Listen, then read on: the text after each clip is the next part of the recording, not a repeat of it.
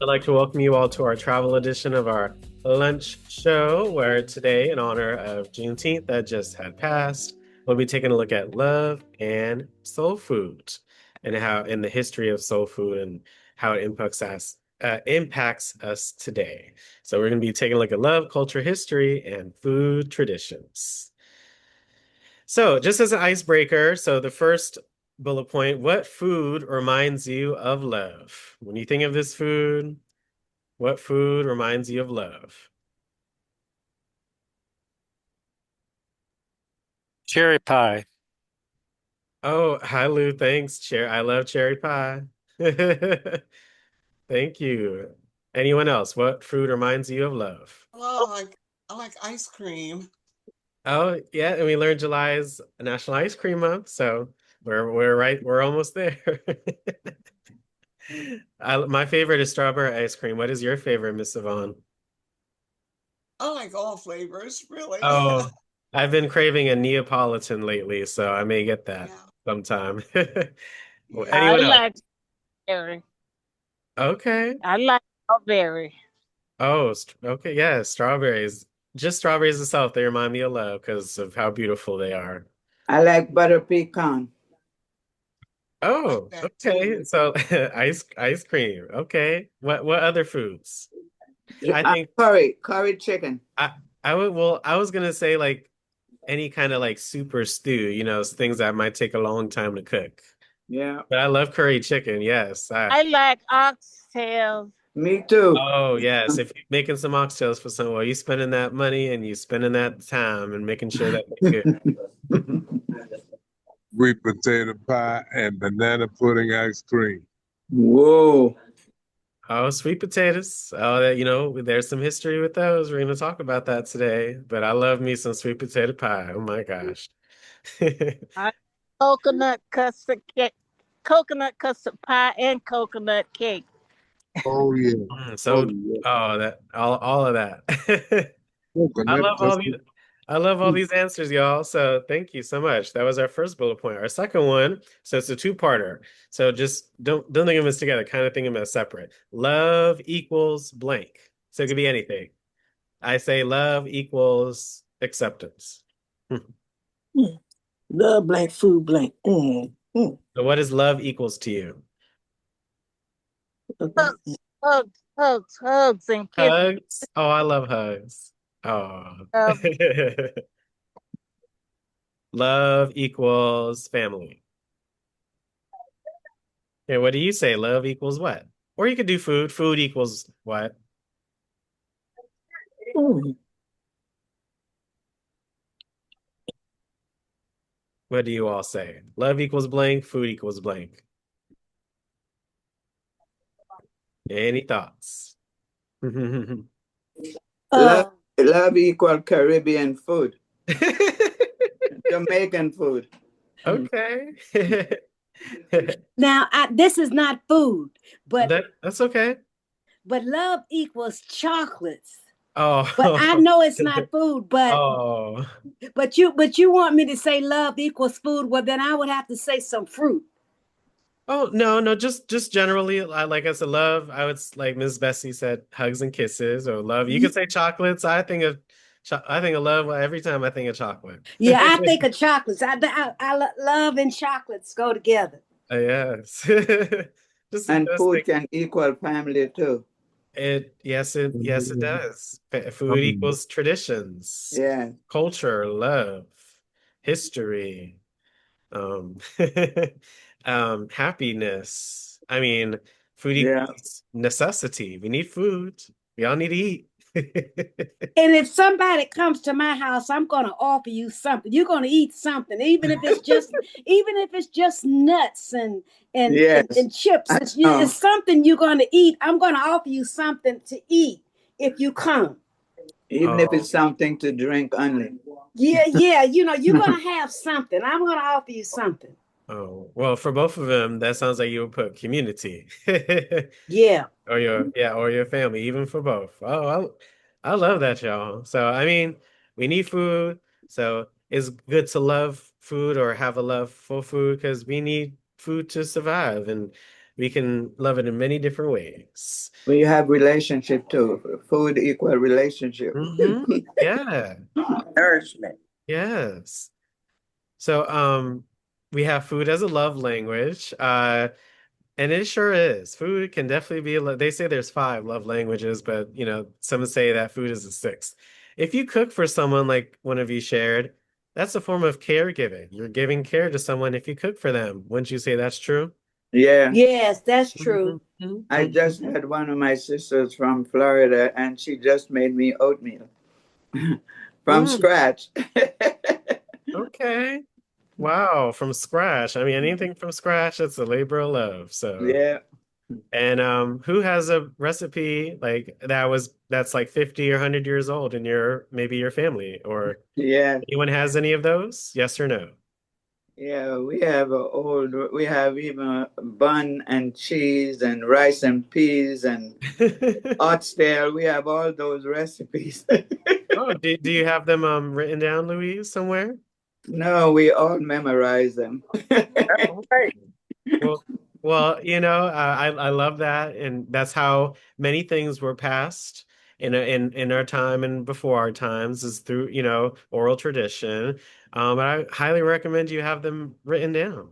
So that Yeah, way it can for even the be younger passed to even more generations. for the younger generation, yes. Yeah. So try to write them down. Use what we learned. Go on that pad, or and type that in, and you'll have it forever. Yeah. Um, Thank you all. I love that. If you have any recipes that you've had for 50, 100 years, that's how old the recipe is. That is such a blessing. And holiday meals are acts of love and resilience. I Yeah. mean, when one person makes like 5 or 6 or 7 or 8 different kind of dishes and meals and desserts and stuff, that isn't easy. It sure isn't. It sure is not easy. I've got a recipe that some recipes that my grandmother gave me that her mother used to cook. Oh, and well, like I shared with Louis, I hope you have them written down somewhere so they can be. Yeah, I do. I have them written down. I have a lot of recipes written down, and a lot of recipes I've changed some things that are more modern, things to use. Mm-hmm. And that's like cream of perfectly chicken okay. soup, or yeah, Yeah. You to got to change keep up some of with the the stuff. time, just like people. We got to keep up with the time. So, of Yes. course, throughout before you got it, it probably was changed as well. So, as long as, the intent of that recipe is there, then that's all that matters. And the younger ones may add to it. Did you hear the story of the ham? How every time they cook the ham, they cut a piece of the end off. Yeah. And then one day somebody asked, why do they cut it? They said that the mother didn't have a big enough pot. Yes. So, yeah, so she cut it so it can fit in the pot that she had, but they thought that was the way it's supposed to be. Yes. Oh my goodness. So every That's generation funny. was cutting off the piece of the ham on the bone side.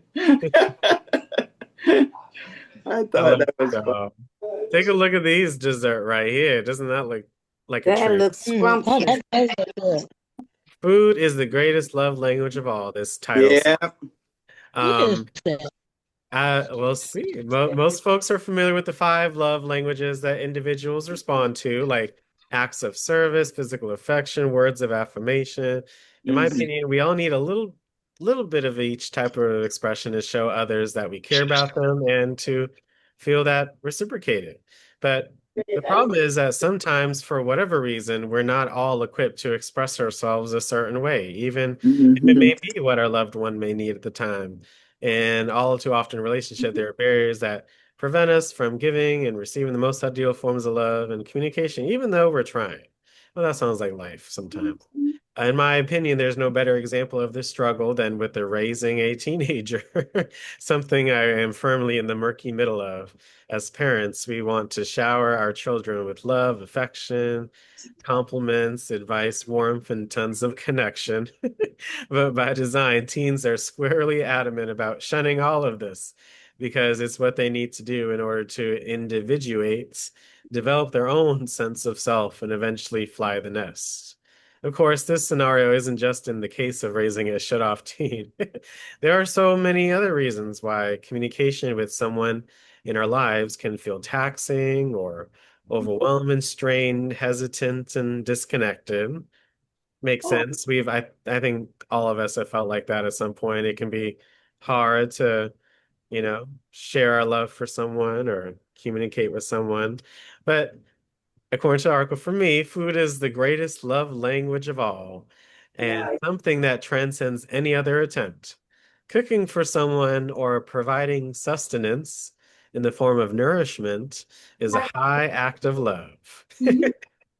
So don't forget that. If you cook for someone, it's a high act of love. It ain't no regular. No.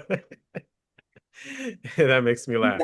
I hope it makes you laugh too, but it's true. My mother always said the way through a man's stomach is man's stomach is food. It is warmth, comfort, healing, Yes, stability, all of that. and the most universal language we all understand. Yeah. Since we may not, across the world, may not speak the same language, but we all got to eat. I mean, we all listen to music. So, there are ways to show our love for someone, even if we don't speak their language. Whenever I'm feeling disconnected from my teen or in need of comforting the pangs of distance we both feel toward each other sometimes, that makes sense if your family members live far away, I turn to cooking and providing food or making those family recipes. So, when you eat it, you can feel like, you're with that family member, right? When words may fail Yes.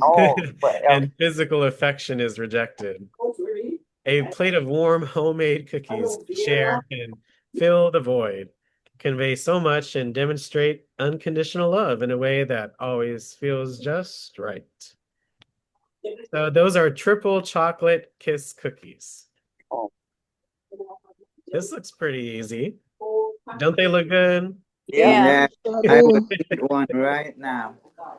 As Telling you. a special treat, I certainly would. Here is the recipe. It's in the chat. So if you want to copy it and paste it and maybe make it for somebody, it is in the chat. Okay? Yeah. It's right there. Alex, most of the older people didn't know how to show their affection by hugging you or kissing you. But when they see you come, they prepare something, and that's the way they show how they care for you and love you.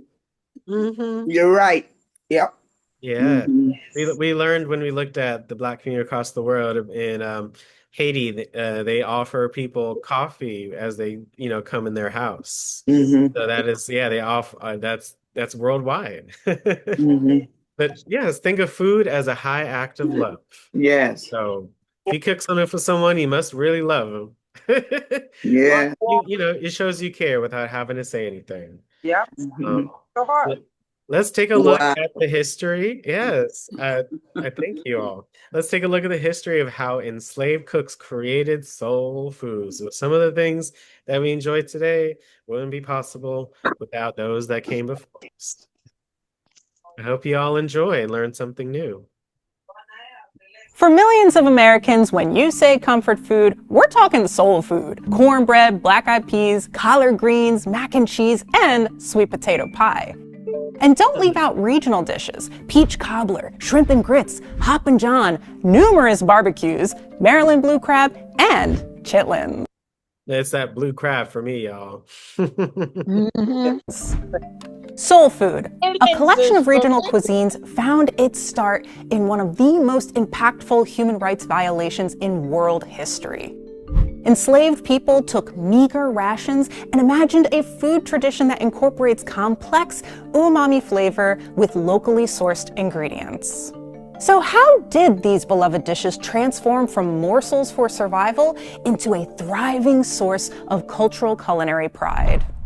The story of soul food starts in Western and Central Africa. Here, communities developed unique methods of cultivating rice and frying meats. They ate what was nearby: okra, cowpeas, African peaches and eggplant, taro, plantain, and a variety of leafy greens. Marinated meat was complemented with often spicy sauces, and scooping food with fufu or bread was common. Recipes were spread through oral tradition, and in many West African cultures, women organized community meals. This all changed drastically with the transatlantic slave trade. Oral tradition in African descendant communities includes stories of indigenous African seeds braided into women's hair before the torturous sea journey. Do you remember that, y'all? Learning about that, or maybe this be your first time, but hearing that. But yes, they used to braid the seeds in their hair before they were forcibly moved from the continent. Oh. That's such a, I think that's just so amazing. It's hard to confirm these accounts. As you can assume, historical records of the time didn't respect the resilience of the enslaved. However, we do know that eventually slave ships did stock West African staples to help improve survival rates of the enslaved. Here we see the beginnings of African people preserving their indigenous food. Remember, some of the people kidnapped were already skilled farmers. West African crops were stolen to feed both captive and crew. Women cooked starches from home, replacing the horse beans and rotting meat they were initially forced to eat. The newly enslaved Africans used every opportunity to ensure that if they survived, their ancestors' seeds would survive with them. This effort led to the introduction of dozens of new species to the Americas. From 1501 to 1867, almost 13 million Africans were transported across the Atlantic. 350, 60 years. That's a long time, y'all. Go ahead. Of the 10 million people who survived the journey, only 4% were sent to the US. Here, a group of captured people converted slave rations, French cooking techniques, Native American crops, and African agricultural knowledge into what we now call soul food. From the 16th to the 19th centuries, enslaved cooks in America fed people in the fields, in the main house, and were ready to serve any guest at any time of day.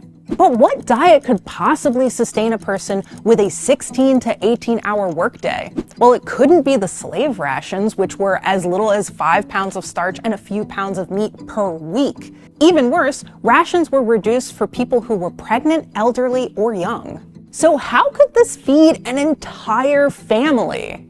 Many of the most iconic soul foods you can enjoy today, collard greens, red beans and rice, ham hocks, cornbread, chitlins, fried fish, pig feet, stemmed out of necessity.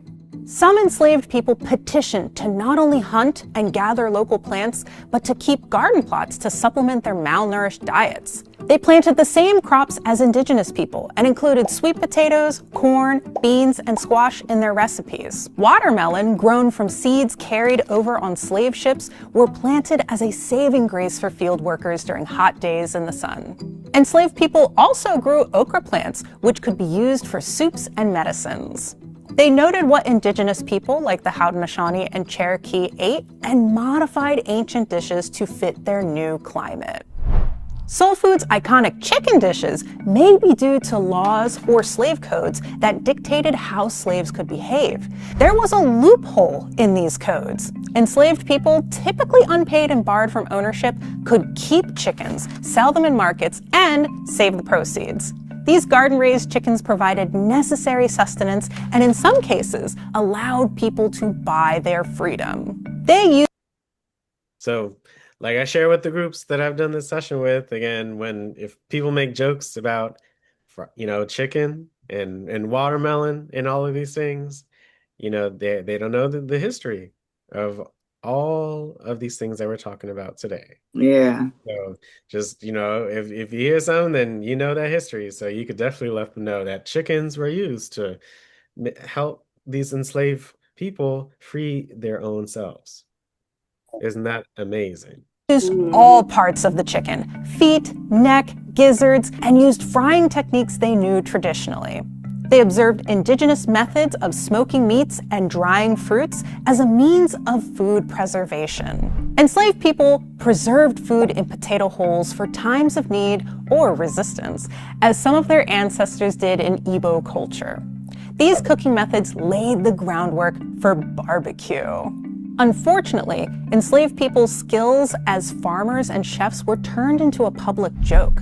Minstrel shows and cartoons spread harmful imagery of Black Americans, mocking the food enslaved people cultivated for sustenance. This legacy lasted long after the Emancipation Proclamation of 1863. In the late 19th century, Black Americans were oppressed by laws defining what freedom meant for their communities. These laws tried to prevent them from gathering in groups or owning land. That didn't stop newly freed people during Reconstruction from starting catering businesses, selling plates on trains, or through food carts. Black Americans became private chefs and created cookbooks to define. Look at that. It's almond chicken soup, chicken cream soup, okra soup, southern gumbo, black bean soup, southern beans, vegetable bouillon soup. Look at that. Their down-home cooking. Millions of Black people fled Southern segregation during the Great Migration. And some of them came here to DC. And that's what we learned about the history of DC. Some folks from the Great Migration came here to DC.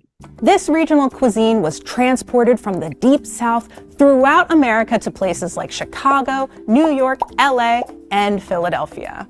In fact, my own grandfather, Claude Suggs, was part of this exodus from the South. He moved from North Carolina and became a street vendor in Philadelphia, where he sold plants for people's urban gardens and taught people how to grow their own fruits and vegetables. By the time the phrase soul food was popularized outside of the Black community in the 60s, there were long-established eateries, barbecue joints, fisheries, and carry-out spots already serving soul food. Don't be mistaken, soul food is not a monolith. In his book about the cuisine, Adrian Miller describes that soul food's origins can be separated into zones: Chesapeake Bay cuisine around Maryland, Creole and Cajun in the lower Mississippi region, Low Country cuisine in the Carolinas and Georgia, and Black Belt cuisine. In the Chesapeake Bay, they caught blue crabs, made beaten biscuits, and cooked hominy. In the Low Country, they made shrimp and grits and turned rice fields into hoppin' john, okra pilau, and red rice. Creole and Cajun food was heavy on the spice, using okra from West Africa and French influences to make dishes like gumbo and jambalaya. Black Belt food incorporates more pork and corn, like smothered pork chops, pulled pork, and cornbread. Distinct spit roasting, smoking, and barbecue styles developed, with regions arguing to this day about who has the best barbecue recipe. But that needs its own video. Although it was invented over centuries as part of the mostly forced fusion of cultures, it has become one of the most comforting and enduring cuisines of our time.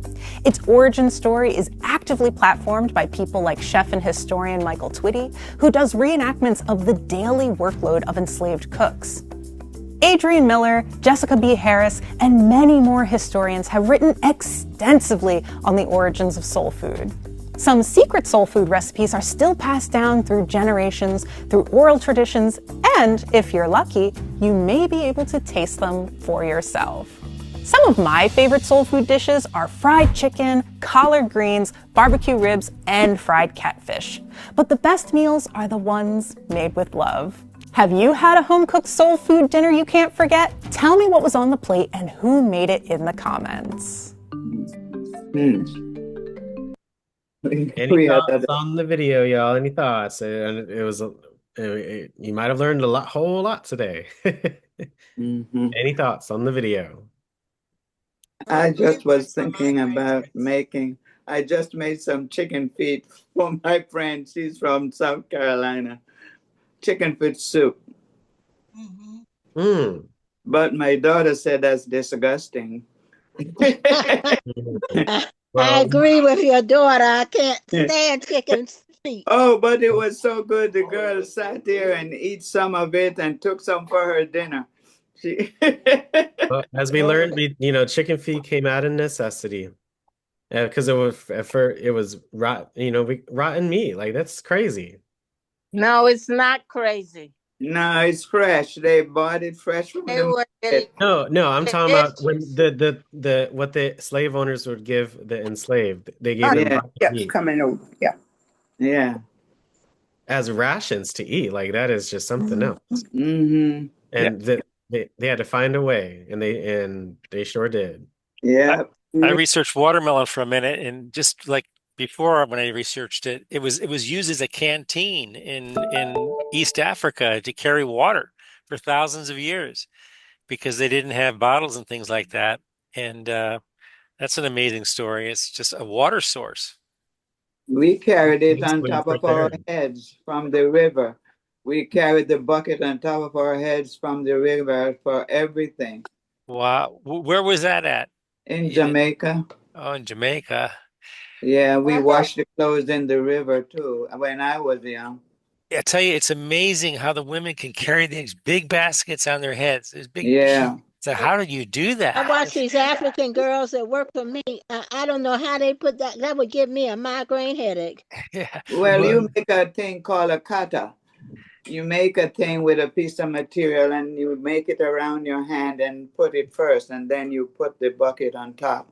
But sometimes when you're young, you don't have a kata. You just have to put it on your head. Oh, it's it, I Yes, that's remember what they when we do. learned about those in a past session, we saw in the cultures that it's all throughout Africa. Mhm. it's Um, got to be an acquired skill, though. You probably We've get pretty been good at doing it. it since we yeah. were, we carry without holding it too.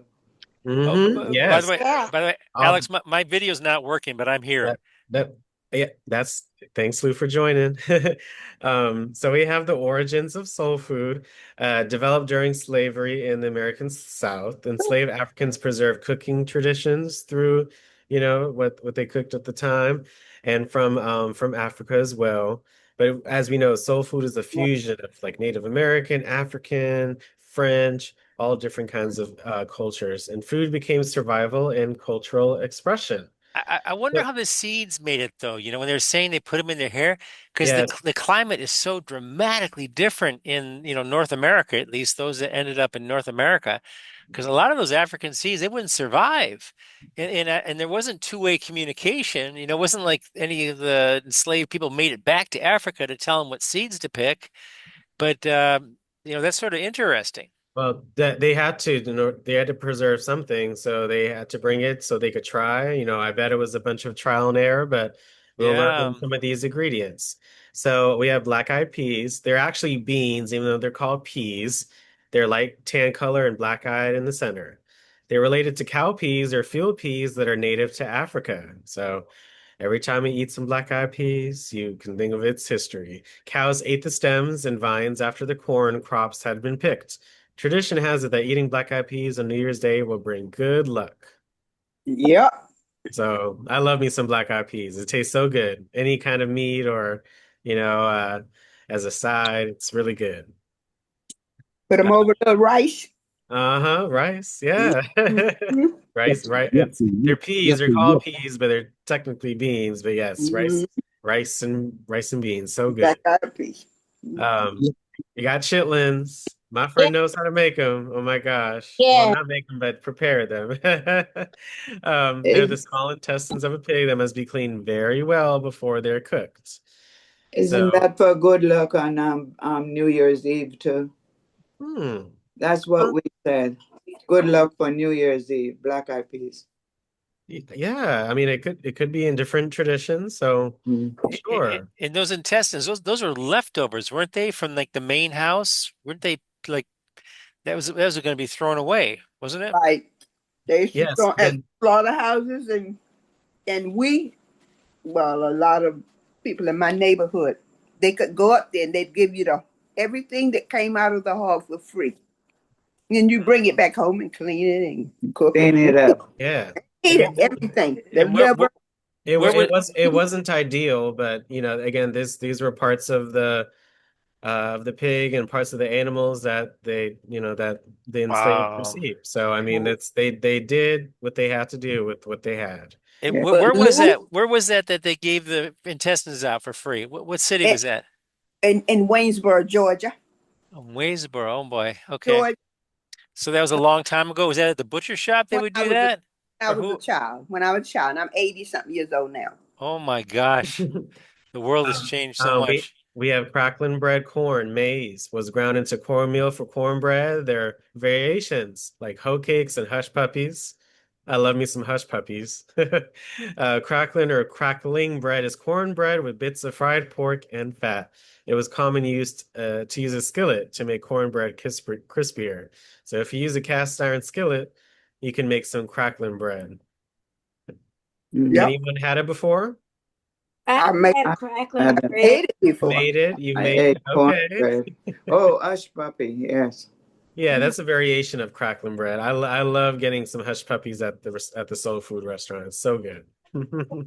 I help stuff the small intestines to make sausage. Yeah. Oh, Yeah, yeah, wow. yeah. I mean, that's what the Casing. My casings. mother Yeah.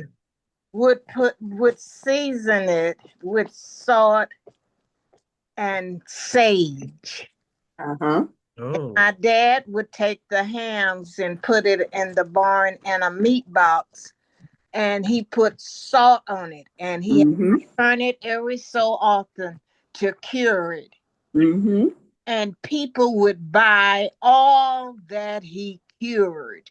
Mm-hmm. Thank you for sharing that, Miss Hill. That's amazing Mhm. story.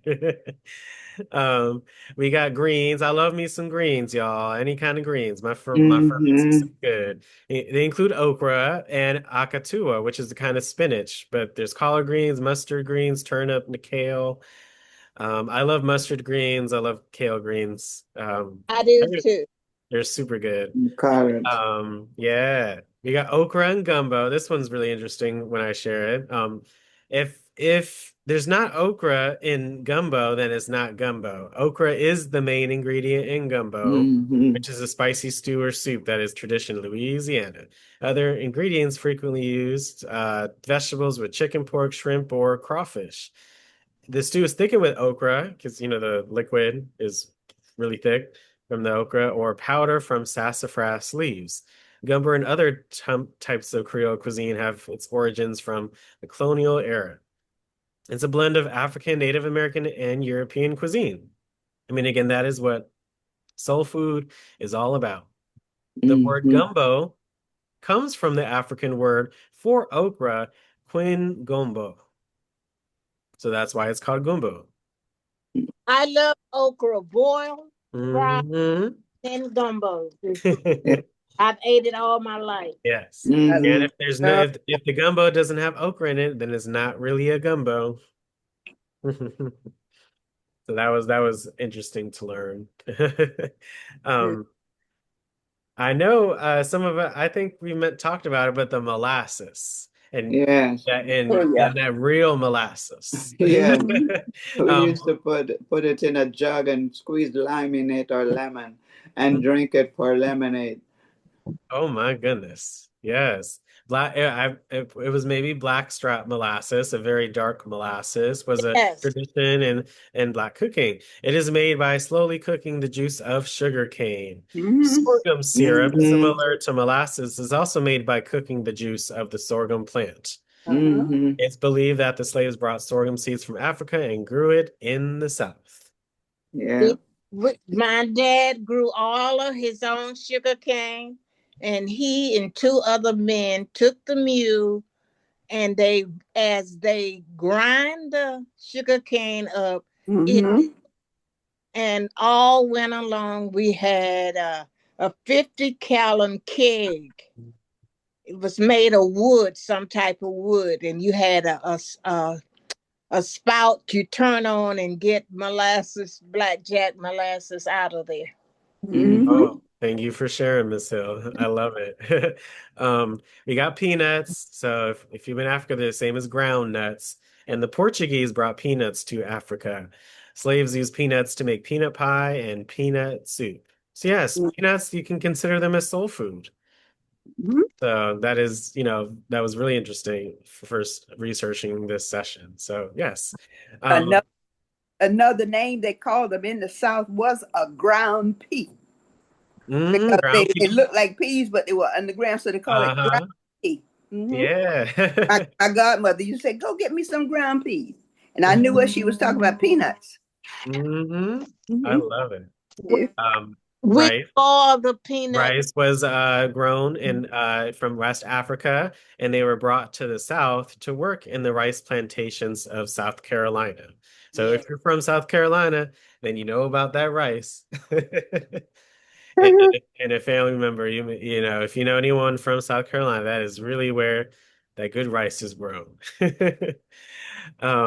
Sweet potatoes. Yeah, yams are not sweet potatoes, y'all. Did you know that? Yes, I know. Did you know yes, that Mm-hmm. they're not the same thing? Yes, right. yes.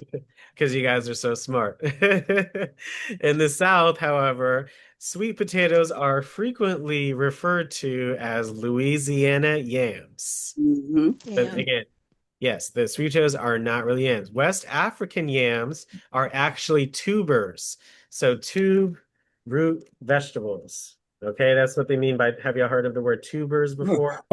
Yeah. Yes, tuberous root vegetables. So things like sweet potatoes, yams, cassava, jicama, arrowroot, those are tuberous root vegetables. Hmm. Okay. Um, so that are more similar to potatoes than sweet potatoes. Okay. So yes, yams and sweet potatoes are not the same thing. And watermelon. Okay, good old watermelon. Yes, soul food. You can use it to make pickled watermelon rind or preserves. Of course, you can eat it as a dessert. I have half of a half in my fridge that I've been eating, and it's so delicious. The sweet juice of a watermelon may be boiled down to make a syrup. So I can only imagine. We just talked about ice cream. You can boil down that watermelon juice and make a syrup and put it on that ice Hmm. cream, and Hmm. you could really do something with that. And the Hmm. And preserves too. yes. In the deserts where watermelons grow, the juice is used as a substitute for water during droughts. So without watermelons, we may not be here today. I Yep. hope I hope y'all enjoyed learning about the ingredients of and foods of soul food. Yep. Yeah. All of these, think of it anytime you eat watermelon, sweet potatoes, rice, peanuts, molasses, greens, okra, chitlins, black eyed peas. That is, that's amazing. So here's some recipes. So here's a sweet potato pie Potato recipe. pie. I'll just here. Let me share this link in the chat. So there's a bunch of recipes that you do. Maryland crab cakes. Look at that. Like six ingredients. Pepper cheese grits souffle. Puree of peanuts. Look at that. So there are some recipes as well for you guys in the chat. That sweet potato pie. Let me look at it. Mashed potatoes, dark brown sugar, applesauce, milk, lemon juice, zest, vanilla, nutmeg, That's not butter. Wow. I mean, that's really easy. That sounds so Yeah. good. All I'm right. put all that in mind. Mm, That makes me want a sweet potato pie right now. Hmm. Um, we got so again symbolic soul food dishes, collard greens. When you eat them, you can feel prosperous and very endurant. Hmm. Cornbread, Native American Yes. African influence. So again, that cornbread symbolizes that mix of cultures. Hmm. Fried chicken is celebration and community. And don't let fried chicken be a joke. It's not a joke. It's it's all way more than that. And black eyed peas, of course, is for luck and hope. Yeah. So here are some symbolic soul food dishes. Tasty. Hmm. Mm-hmm. We got West African rice cultivation. Again, they're African roots of soul food, okra, yams, black eyed peas, one pot stews, and spice traditions. I love a one pot stew. You just put it all in there, you let it cook, and then it's delicious. Hmm. Caribbean, yeah, soul food and Caribbean cooking connection, of course, indigenous Americans, and it's soul food is part of the African diaspora story. So again, the mostly forced movement of Africans to other parts of the world. So, but soul food is a part of that story. Hmm. Let's take a look at this video of the man who relived slave history through food. I hope you guys enjoy, learn something new, and yes, let's enjoy. Culinary historian Michael Twitty has made a name for himself, touring the country to lecture about Southern food traditions. His new book, The Cooking Gene, is out today. It explores the history of cuisine in the American South by focusing on the people who laid the foundation for it, enslaved Africans. Twitty is currently on a teaching residency in Colonial Williamsburg, Virginia. Dexter Thomas joined him there for a meal.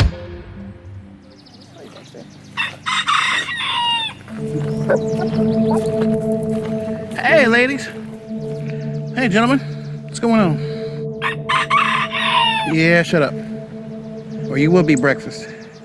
Black folks weren't allowed to have hogs. Weren't allowed to have cattle. But chickens, guinea fowl, which come from Africa, those were under the control of enslaved Africans. These chickens represent more than just the stereotype of black folks and fried chicken. It represents empowerment. Twitty doesn't just write about history. He relives it by cooking the food that the slaves cooked. For his year-long residency in Colonial Williamsburg, Twitty teaches guests the food traditions of his enslaved ancestors. He starts most days in the garden. Oh, good stuff, boy. There you go. Can't have pepper pot without a hot pepper, huh? Yes, sir. A little rosemary and we gone. You're a historian. Mm-hmm. There's a lot of ways you could study history. Right. Why food? People associate food with identity. Food is the way of all human beings on earth say, we eat this is us. They eat that is not us. Everybody has this deep connections to gastronomy in their personal, familial lives. You know, our story is told through our plates. Every year, 500,000 tourists visit Colonial Williamsburg for a sanitized glimpse at 18th century living. Everything that's not behind the rope is all right. There's no fancy knives and no air conditioning in Twitty's kitchen, just his food and the uncomfortable truth. You're making Southern cooking, right? Yeah. And a lot of people go to a certain place in their mind. Right. I think when they hear that, they go to a certain nostalgia. Especially when I'm wearing these clothes. Yeah, and that nostalgia isn't always a good thing for people who look like you and me. Yes. You put yourself in a very strange position. I put myself in a place of subversion. Okay, because you go in there and they're expecting something. Yes, and sometimes they don't get what they want and it hurts their feelings and their butt hurt. But a lot of people who I deal with are conservative white folks who actually hear me talk and they come to new conclusions. And I'm proud of that. We're very aware of certain stereotypes, but get this. They sold chickens and sold vegetables so they could buy their husband's freedom. Do you understand me?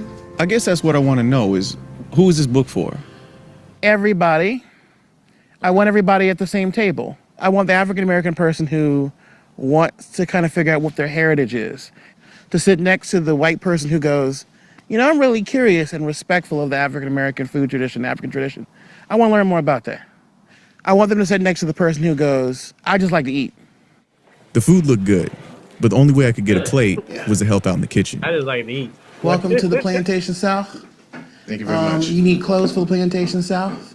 I got clothes for real clothes, historic clothes, so you can feel like your ancestors felt. Real slave clothes. I'm not sure I want to feel like that. Too bad. You're gonna get dressed.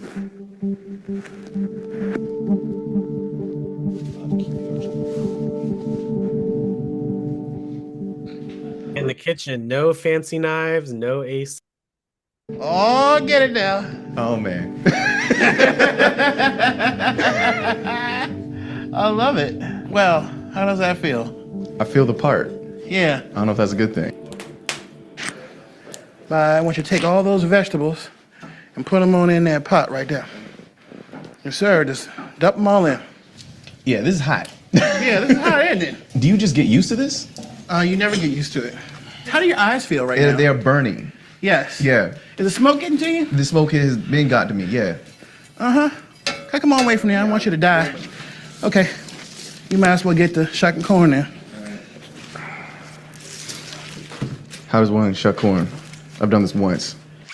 Where'd they get you from? Boston? Toronto? Gonna shuck that corn. Mm-hmm. Gonna shuck it good. Gonna eat it till my belly full. Food is more than just, chicken and macaroni and cheese and, greens and stuff. It's quite elegant. It was the first American cuisine to really draw from the whole planet. Because you had ingredients from Southeast Asia, ingredients from the Middle East, ingredients from Europe, West Africa, Central Africa, East Africa, all combined in our cooking. Try this, one of our black-eyed pea fritters. That's kind of like falafel, isn't it? It is. Man, that is really good. This is not my grandmother's fried chicken. But it's close. that's all I want. That's all I want. That's all I want in life. That is close. That's it. That's the highest compliment. Any thoughts on the video? Wow. No AC, no fancy knives. You know, he dressed the part, and you heard about the history, and just how he wants everyone at the same table. I like that. Everyone at the same table. Any other thoughts?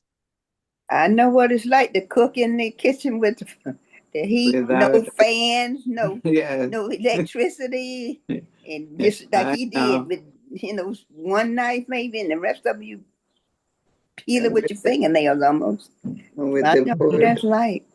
With the coal pot and the wood, and sometimes when it's rain, the woods are wet. Yes. But there was something called kindling lighter. Yes. Free, and it would light instantly. Yes. And it would dry the wood out. And heat up the stove, which was not electric. Right. We went through a lot. Yes, Lord. That's why we're still here today, because we got through it. Sunday dinners and church gatherings, soul food is all about community. Elders preserving recipes and traditions, which you all do and will do for generations. And again, cooking is a form of storytelling and memory keeping. So yes. Just to always think cooking is more than just making food. It's how you express yourself, your identity, and how you share stories. I have two more videos for us. This one on modern soul food. This one was quite interesting. And then we'll take a look at a place close to home. So this is first making Southern soul food with Chef Millie Peartree. And Alex, when I opened up Millie Peartree Fish. Oh, you just want to say goodbye to the seniors. I actually have to catch a flight back home. Great job, Alex. Great presentation. And I'll see you all back in DC in about 2 hours. Okay. All right, Lou. All right. Be safe. Safe travels. Be safe.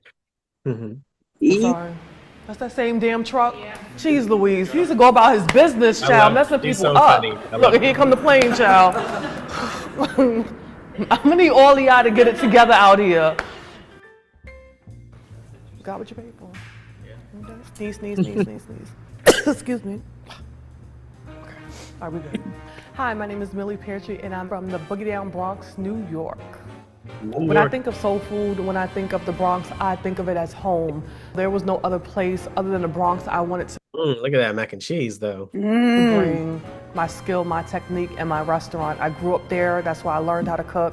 So I said, why not be able to bring something I love so much to the borough that essentially raised me. It's like Mr. Twitty just said, it's very elegant. So you can see that in these dishes right here.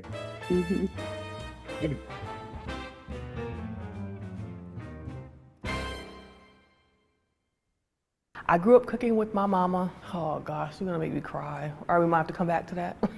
Just in case the tears come. All right, one of the levels of encouragement my mother always instilled in me was you can do it. I honestly wanted to go to culinary school, but one thing I remember was she was not gonna pay for me to do something I already knew how to do. So I had to go to college and get a bachelor's in sociology. Oh, child. My mom was from Savannah, Georgia. My maternal grandfather lived with me. He passed away when I was really young, but I think that all the recipes came from somewhere below the Mason-Dixon line. Like, that's just the way we cooked, that's just the way we ate, that's what we grew up on.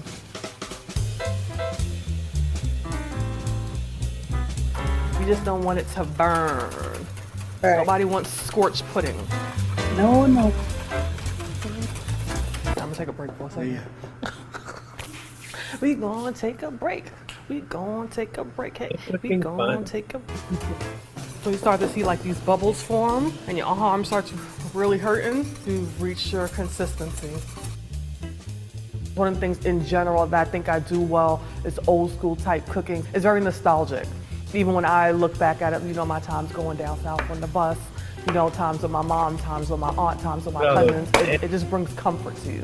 So one thing about Southern food is it's kind of making things your own. It's not necessarily recipe based. So I think anything could be soul food as long as it's coming from the heart, as long as it's coming from a great place. I cook with soul, I cook with flavor, but most importantly, it comes from the heart. If your heart isn't in it, it's gonna totally show in the food. It's just nice to have something that's down home, traditional, no frills, the straight old school type cooking. Remember, look, this is not just a regular banana pudding. This is a caramelized. It's the caramelizer. Yeah, I want that. Look at that, y'all. Look, brown I mean, banana sugar. pudding is a staple. However, you know, my little spin on it is kind of like a banana When we make saucer. banana pudding, you I make kind of this flavor. caramelize it to develop some color and depth. So when they eat it, they have another layer of flavor.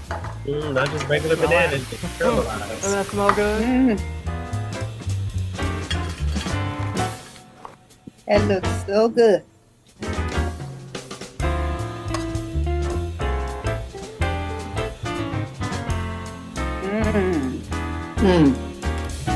Wow.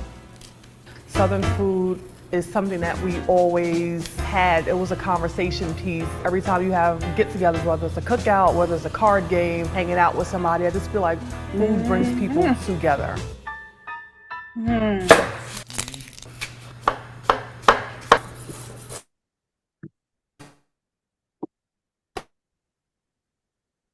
Food plays a major part in, you know, how I operate on a day-to-day. I think of in the back of my mind, it's like, you know what, making my mom proud. Like, this is something that she knew I loved, this is something she knew I adored, and this is a way for me to keep her with me every single day by doing something that we love to do together. One thing she used to ask me frequently is, can you make me something to eat? I hold that near and dear to my heart because if someone's going through cancer and they're not really wanting to eat and then they ask me to cook, it speaks volumes. I have a lot of older customers. If my mom was still here, like they would have been like her age. What they tell me, they was like, you know what, these collard greens are really good. But even Pete told me that. Pete Wells told me, he said my collard greens is good. I always wanted people to say, you know what, this is just as good as my mom or my grandmom. That's one of the things that we brought to the Bronx, old school type cooking. Set it and forget it. Oh, sugar. You know what I forgot? Oil. Oil. To fry the fish in. Like, how you gonna fry fish without oil? Catfish is one of those great southern staple fish. You can blacken it, you can fry it, you can bake it. It's very universal in cooking. Grew up in the Bronx, however, I went to church in Harlem. And between 122nd and 123rd Street and Lenox Avenue, there was a seafood restaurant called Majestic. I used to go to choir rehearsal on Fridays, and that was the thing to have. Like, I'm talking about the lines would be wrapped around That flour and that cornmeal in one. corner. It was like the whole place smelled like fish, the bread tastes like fish, the french fries taste like fish, and it was just like the most delicious thing. And people will wait, I'm talking about 30, 40, an hour just to get this fish, and this was every Friday religiously. This is what we ate, and this is what we look forward to. True story.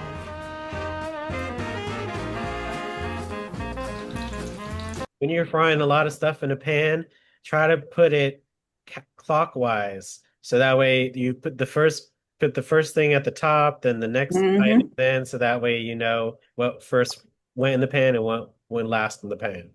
I think I've fried at least 20,000 pounds of fish. 200 to 500 a week. There's 52 weeks in a year. And I was in business for almost 3 years. Not including all the fish I fried for friends and family. So you do the math on that. Don't that look good? We frying some fish. Hey, we frying some fish. Look, whatever makes the time go by quicker. I'm not too serious in the kitchen. You get it? For the most part, when I go to kitchens, people like working with me. It's like, you know, it's supposed to be fun. Who wants to work with a yelling chef? I know I wouldn't. Southern food is togetherness, Southern food is family. When I cook in the kitchen, I think about my mom very much. I use like her cast iron skillet. A lot of love is in that cast iron skillet. I inherited my family, my 4 brothers and sisters, and before my mom passed away, she said, you know what, I know that you're gonna do a good job because the kids will be fed. When I got into the business, it wasn't necessarily about making a statement. It was about, making good food and bringing something different, something that they haven't experienced in the borough of the Bronx before. Just simple, simplistic Southern food. It's so good. I'll eat this with some cornbread and some hot sauce, and I'll call it a day.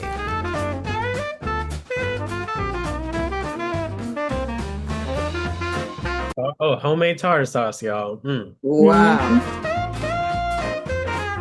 My mom made hers. Look at that caramelized banana pudding. Ooh, I want a bowl. That looks so good. And she's dancing too. The biggest struggle that I'm going through right now is like, my restaurant was closed due to illegal gas plumbing work in the building, and it's been the hardest last few months of my life. But I believe that there's a blessing in everything, and it's a minor setback for a major comeback. To put it all in perspective, it was never my main objective to open up a restaurant. It kind of happened. I've catered and I cooked privately for so long. Well, one thing I can say about, my restaurant closing, I was able to bring a lot of attention to a community that may be deemed disenfranchised. A lot of African-American chefs don't get necessarily the just due that they're deserved. Those people should get those opportunities that our non-African-American counterparts do get, and the recognition that they get, because we're deserving of it as well. I have a platform that can help people overall. Brussels sprouts. Hope you all liked that video and got a new idea for a new recipe. That is so good. Have y'all heard of the Florida Avenue Grill?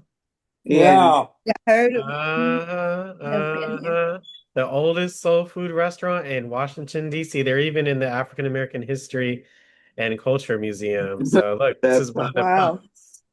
Yes. So they're located on 1100 Florida Avenue Northwest, and you can look at their menu online, and it's very, very reasonable. So let's take a look at an old video of the Florida Avenue Grill, but it's the oldest, starting in 1944. Let's take a look. This is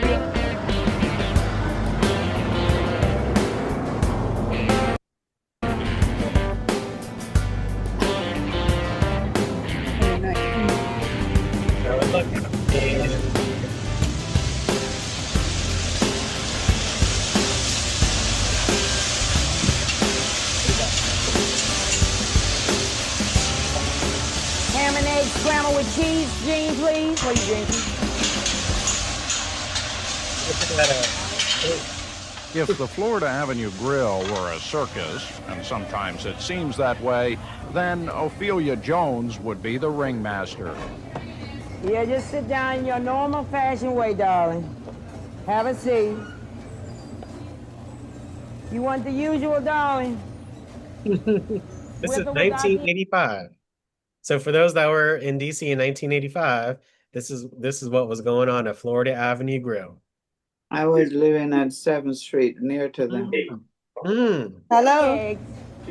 No eggs, Jane. If it were a ship, she'd be the officer of the day, barking orders to the crew. Check the biscuits out, though. But the Florida Avenue Grill is a down-home Southern-style eatery, and Ophelia Jones is the star waitress, everyone's sweetheart, welcoming each customer with a smile and an affectionate hello. Just come on, sit down and you have your breakfast, darling. She's been passing plates across the same counter for 30 years, arriving every morning at 5:30, drinking a cup of Sanka, and breaking up the margarine chips. Sorry, no butter here. The same routine for 30 years. No butter over there, only margarine. Nothing changed. I'm happy to get up every morning and happy to be here. You know, if I'm off on vacation, I get lonely for these people. I start missing them after about 3 days. It's hard to believe, but I do. I actually miss them. And they miss her. For after all those years of the same routine, the name Ophelia Jones is synonymous with the Florida Avenue Grill. This is what DC looked like in the 80s, y'all. If they don't hear about this place, the cab drivers bring them here. They say, where can we find some good food? They say, we'll take you. And they just bring them ordinary here. Then I have friends at the doormans at all the hotels around town. They know me. So they send the people to me. They say, go to the Florida Grill and ask for Ophelia. She'll take care of you. And sometimes I have so many people, I don't know which way I'm going, but still I love it, you know. Yeah, I still love it. I love the weather when it gets like this. Oh, it's so nice. Only thing about it, you don't want to work, you get lazy. Since opening day 44 years ago, when the grill was 3 stools long and 2 booths wide, it has been the combination of a mixed clientele and good food for the soul that has helped this home-style diner survive and thrive. Cab drivers, celebrities, bureaucrats, and bums twisting side by side on the orange vinyl stools. It's a place that does not now and never has known the word discrimination. The reason I think this place didn't get burned up or torn down during the riots or don't get robbed is because we are good to people. People that can't afford to eat. Yes, they did not get burned down during the riots here in DC. People that are poor, people that come in here and ask for something, we usually give it to them. Washingtonian Magazine describes the Florida Avenue Grill as defining the line between seedy and shabby. But class will out. The publication presents them with the Cheap Eats Award year after year. It is this unpretentious hominess on the inside that found itself a movie star on the outside, recently playing the neighborhood hangout in Mr. T's film, DC Cab. I say you must. Do y'all know that film? Mr. T's film, DC Cab. Run all and grab all over him. Now you gotta act nice. They said, okay, Miss Ophelia. Although it is Ophelia who you may notice first on your way in, it is one of the owners you'll meet on your way out, for there is always a member of the Wilson family tucked behind the cash register.